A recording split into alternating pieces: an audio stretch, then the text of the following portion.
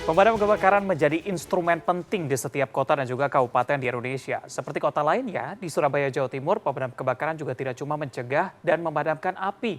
Mereka juga melakukan aksi penyelamatan lain. Kerjanya berat, latihannya juga tidak ringan. Rangga Umar akan mengajak Anda untuk merasakan bagaimana jika sehari menjadi anggota pemadam kebakaran.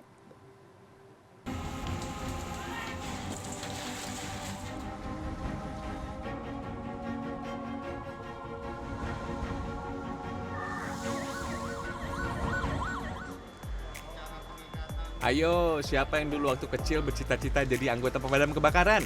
Tidak salah kok, mereka memang keren. Pakaiannya gagah dan pekerjaannya luar biasa. Mencegah kebakaran, memadamkan api, dan menyelamatkan orang. Setiap kota dan kabupaten pasti punya satuan atau dinas pemadam kebakaran sendiri. Nah, di Surabaya, berdasar surat keputusan Wali Kota nomor 32 tahun 2010, peran pemadam kebakaran tidak cuma berhubungan dengan api.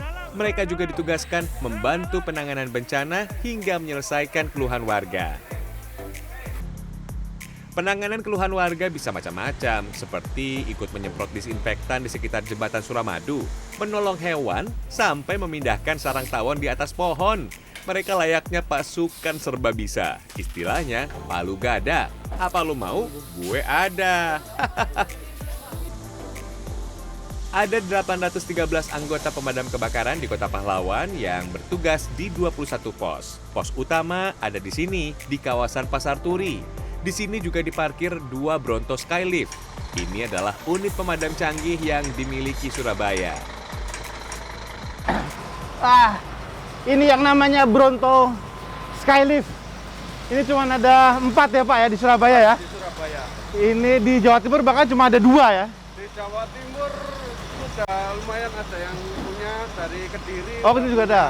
Oke. Garam, terus Gresik. Gresik juga sudah. Oke. Jadi Madiun. Nah, ini yang ukuran berapa ini? ini yang 42 meter. Tinggi dari sini sampai ujung itu? Dari kita tempat turntable ini. Oke, 42 meter dari sini. Tapi paling tinggi ada 100. 104 yang atas.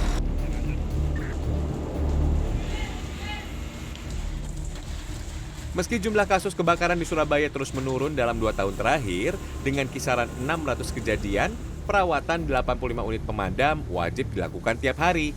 Dari membersihkan unit sampai mengecek kesiapan alat-alat. Jangan dikira membersihkan alat pemadam kebakaran itu gampang ya.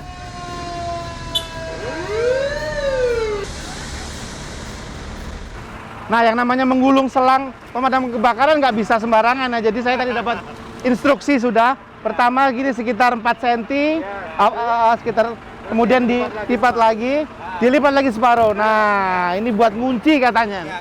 Kemudian harus presisi, harus perlahan, harus kuat sekali biar nanti nggak kusut. Petugas pemadam kebakaran Surabaya juga punya tim elit, namanya tim orong-orong. Tim ini beranggotakan 40 orang. Disebut elit karena mereka dipilih dari ratusan anggota yang ikut seleksi. Kemampuan mereka dinilai lebih dari sekedar memadamkan api. Tim ini punya rutinitas lebih ketat, selalu apel tiap pagi dan dilanjut senam damkar. Senam ini dikhususkan bagi para pemadam untuk melatih stamina dan massa otot. Apel paginya berat.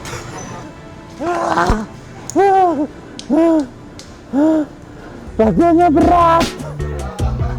Sehabis senam, mereka istirahat dulu selama 30 menit. Meski sedang beristirahat, mereka terus memantau informasi terkait kebakaran atau hal lain yang butuh bantuan anggota pemadam. Semua komunikasi dilakukan lewat handy-talkie yang terhubung ke 21 pos. Karena pasukan elit, istirahat jangan lama-lama. Latihan demi latihan harus dilahap setiap hari. Latihannya terus berulang dengan porsi yang sama setiap hari. Tapi memang harus dilakukan supaya mereka selalu siap jika kejadian yang sebenarnya datang. Dua, tiga. Skenarionya ini adalah kita akan mengevakuasi seorang yang berada di lantai 3 atau 4 itu dengan menggunakan tali atau rope ya. Jadi ininya alat penyelamatan nanti akan digantung dan dikerek gitu dari bawah ke atas.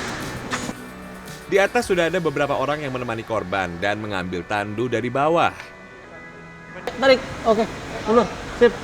Jadi ini skenario ini muncul misalnya dalam situasi penyelamatan di mana lokasi berada di daerah yang sempit, tidak bisa dijangkau oleh alat pemadam yang bisa tinggi atau misalnya Bronto, dan juga misalnya dalam kondisi di mana tidak ada tangga. Setelah tandu sampai di atas, tim bekerja memindahkan korban ke tandu. Harus sangat hati-hati karena korban akan diturunkan dengan cara yang tidak biasa. Semua proses evakuasi korban ini juga dilakukan dengan cepat.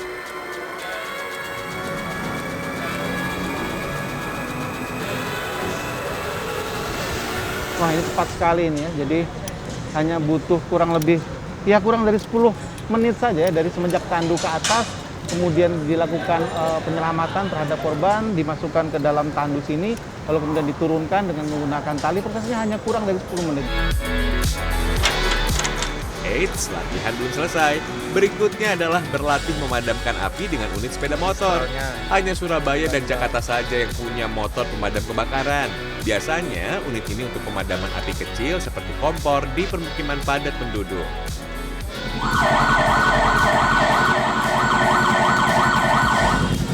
Ini mobil motor ini namanya walang kadung ya. Jadi seperti namanya memang dia melesat di gang-gang sempit yang misalnya ada kasus kebakaran begitu yang nggak bisa dijangkau oleh mobil pemadam kebakaran. Ini selangnya sepanjang 15 meter maksimal. Jadi cukup aman ya digunakan. Yang namanya kejadian memang tidak bisa diprediksi dan bisa datang kapan saja. Belum selesai beristirahat dari latihan, tugas sesungguhnya sudah menanti. Ini akan beraksi ini ya. Jadi ada panggilan bahwa truk ada truk terguling ya di Jalan Raya Ahmad Yani, dan ini adalah salah satu bagian dari kerja. Ada 10 orang plus 2 sopir membawa unit khusus pengerek atau crane yang ditugaskan. Mereka langsung sigap turun cepat dari pol, berganti seragam, dan segera menuju kendaraan. Ngomong-ngomong, 10 orang yang ditugaskan itu termasuk saya loh. Dan beginilah rasanya di dalam truk pemadam kebakaran yang tengah bertugas. Formasinya akan selalu ada satu mobil di depan untuk memandu unit. Sirine kencang dan klakson terus dibunyikan agar pengendara lain berkenan memberi jalan.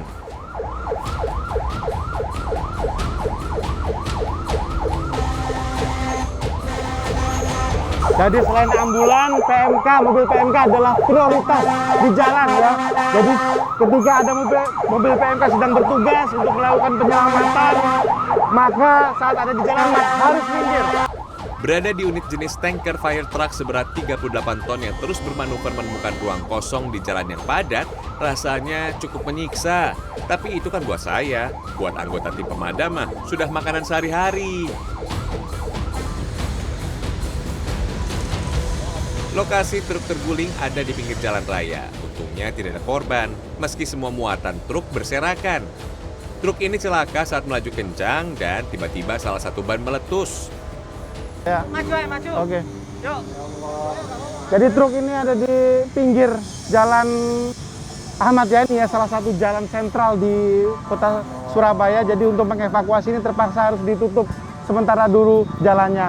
Atau misalnya memungkinkan ya hanya seperempat badan jalan saja yang bisa digunakan. Jadi kendaraan terpaksa harus berjalan satu-satu untuk bisa melewati di ruas jalan Ahmad Yani ini.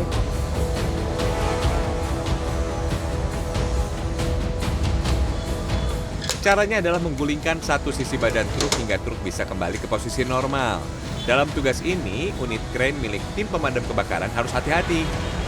Salah perhitungan sedikit saja, badan truk bisa patah dan akan sulit memindahkan truk dari badan jalan. Yang juga harus disiapkan adalah apar ini ya, karena cukup beresiko, karena tadi juga saat dilakukan proses pengangkatan, bensin ataupun bahan bakar dari mobil ini juga sempat keluar. Karena belum berpengalaman dan tidak pernah ikut latihan, saya hanya bisa membantu petugas damkar dengan meminta kendaraan lain melaju perlahan. Dan 15 menit berselang, truk naas tersebut posisinya telah kembali seperti semula.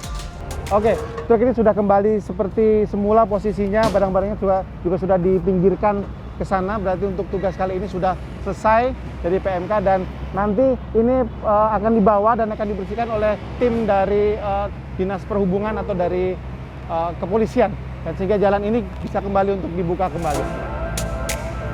Wah, benar-benar pekerjaan dan latihan berat yang saya rasakan seharian ini.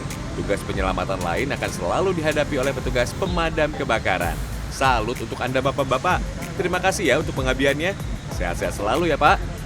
Rangga Umara, Heru Sudarmanto, Surabaya, Jawa Timur.